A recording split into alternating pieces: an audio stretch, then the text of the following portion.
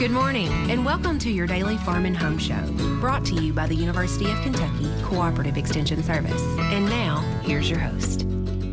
Good morning, I'm Joanna Coles, and welcome to your Farm and Home Show. This morning we're visiting with Morgan Hayes. She's with the University of Kentucky Biosystems and Ag Engineering, Assistant Extension Professor there. Good morning, Morgan. Good morning. Now, Morgan, today we're going to talk a little bit about cattle handling facilities and why scales are important. Why should we incorporate a set of scales into those systems? Sure. So a scale seems like a fairly expensive initial investment, but I think there's some real cost payback to putting in a scale system.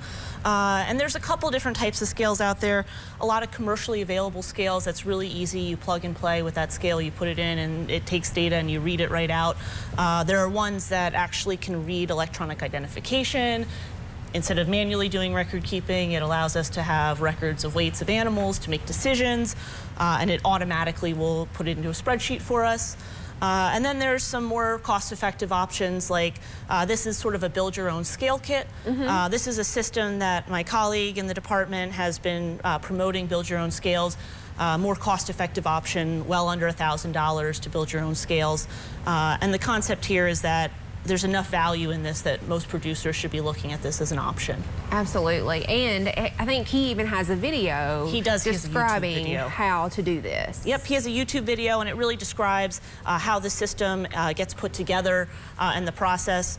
In general, the major concepts you have to think about when you're building a scale is you need to get a level surface. That often means that you have to pour some concrete to get that done.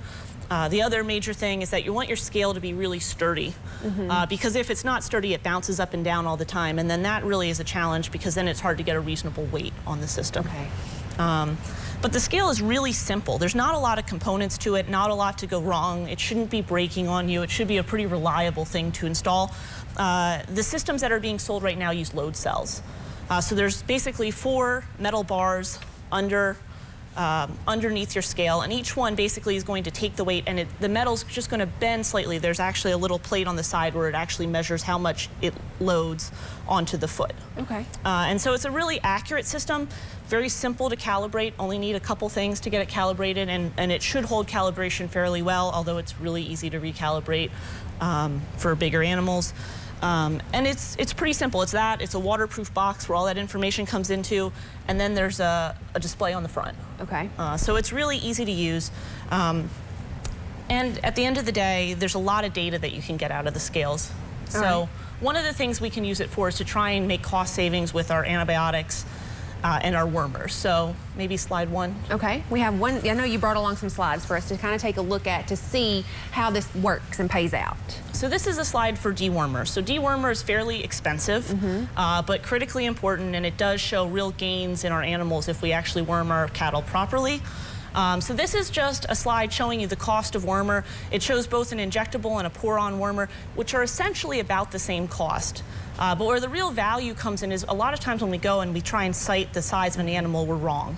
Yes. And if we underestimate the size of our animal, we're not worming them properly, and then they have resistant worms inside them that over time will build up, so they won't gain the weight that we're expecting them to.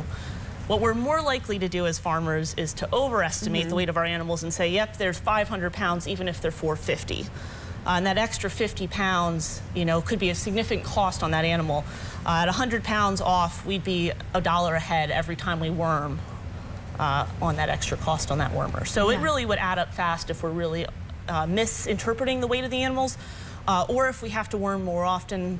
Certainly smaller ruminants would sort of lead towards that as well. Yeah, so this is really going to help our margins. That's right. And the same thing with antibiotics. The second slide here really shows the LA300, which is a fairly inexpensive antibiotic on the market. And you can see here the costs for overestimating your weights on your animals by up to 100 pounds. Keeping in mind, if you were to have a more expensive antibiotic, that number would be exponentially larger. Yes, and there are some expensive antibiotics on the market right now. And so those are things that are so important. And a lot of times people will say, oh, well, I can guess, I go to the stockyard, I can guess weights and those type of things. But a lot of times it's relative to the animals in the field. And we think we know, but then when we actually get them in there, we're off quite a bit. And you're right, it can definitely add up. So if you have questions, I can check out this. I'm not an engineer. And so when I looked at this video, I might even could do this. So I appreciate you bringing us the information and describing the importance of having a scale and utilizing that in our facilities. So if you have questions about livestock systems, scales, or want more information about the YouTube video, make sure to contact your local extension office and we'd be happy to help. Thanks for watching and have a great day. If you have questions about today's topic, please call the Warren County Extension Office at the number on your screen. Thanks for watching and have a great day.